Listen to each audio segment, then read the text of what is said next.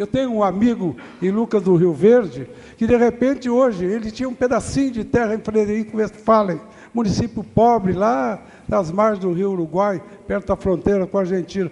Hoje ele planta 100 mil hectares só de algodão.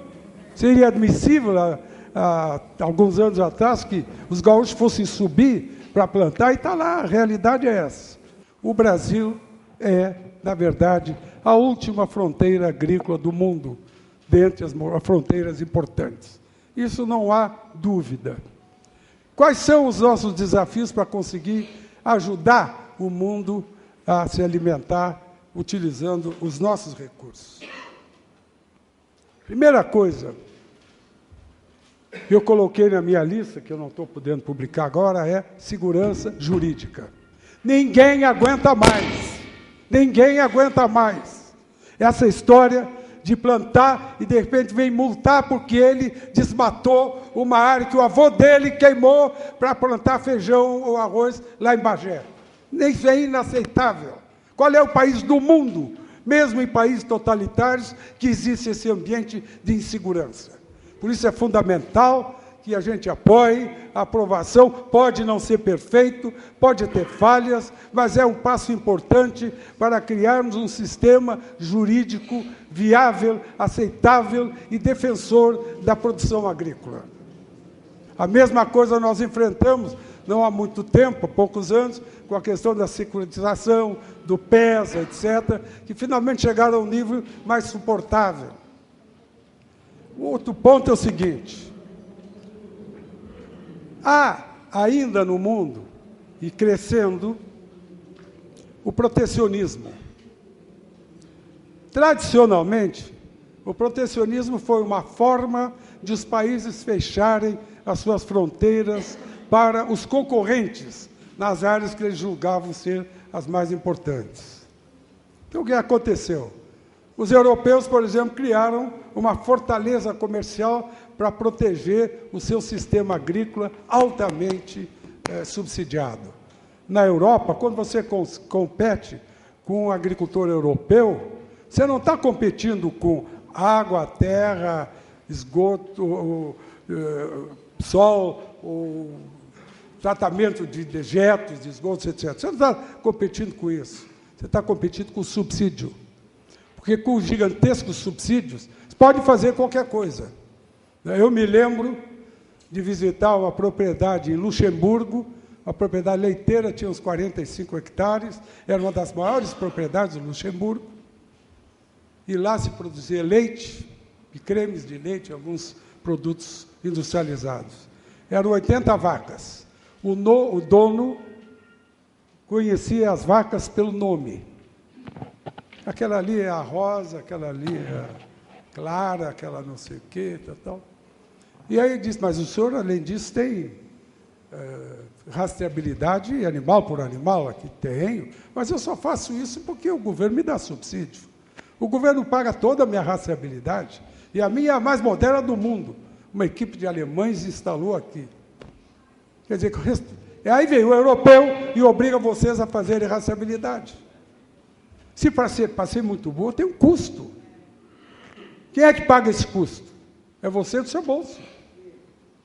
E o governo entra com nada? Não. O governo não tem recursos. Tem recursos para mobilizar o sem terra, etc., etc., mas não tem recurso para equipar e automatizar os processos de rastreabilidade, que são importantes também.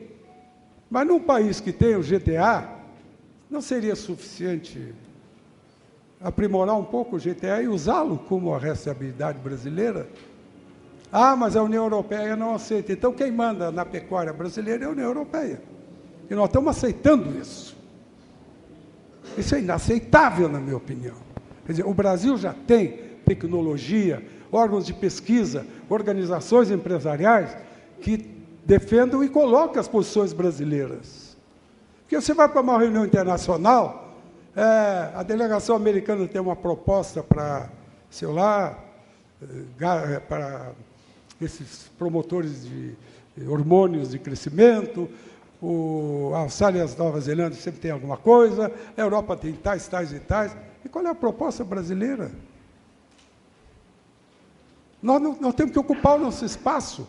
Eu vejo, o Brasil é o segundo maior produtor de carne do mundo e o primeiro na exportação.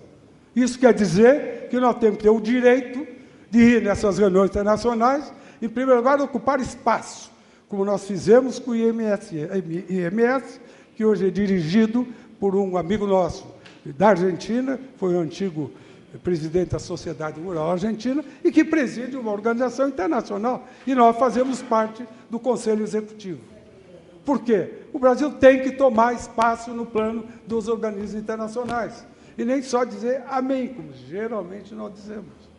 Segundo, ao lado do protecionismo, ou compondo, negando o protecionismo, há 3 tipos.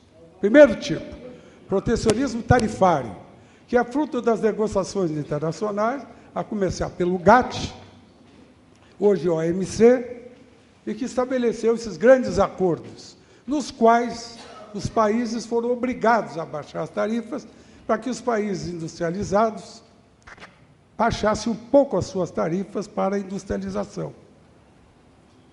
Então, estabeleceram-se tarifas e cotas, e sob diferentes formatos. Por exemplo, teoricamente, a Europa não poderia cobrar mais de 40%, 50% de nenhum produto. Mas qual é o preço que paga a picanha que a gente manda para a Europa? 176%. No Brasil, se eu quiser comprar um carro de luxo na França, na Alemanha, na Inglaterra, a gente paga 30%. Na Europa, para vender um pedaço de picanha, 176%. E continua assim. Quando eu vejo no jornal que o Brasil vai comprar avião francês, mas por que eles não compram nem a nossa carne? Por que nós vamos comprar coisa na França, se não é tão fundamental assim? E hoje, então, as nossas exportações de carne para a Europa, que chegaram a mais de $1 bilhão por ano, caíram para pouco mais de 100 milhões, 150 milhões de dólares por ano. Caíram 80%, 90%.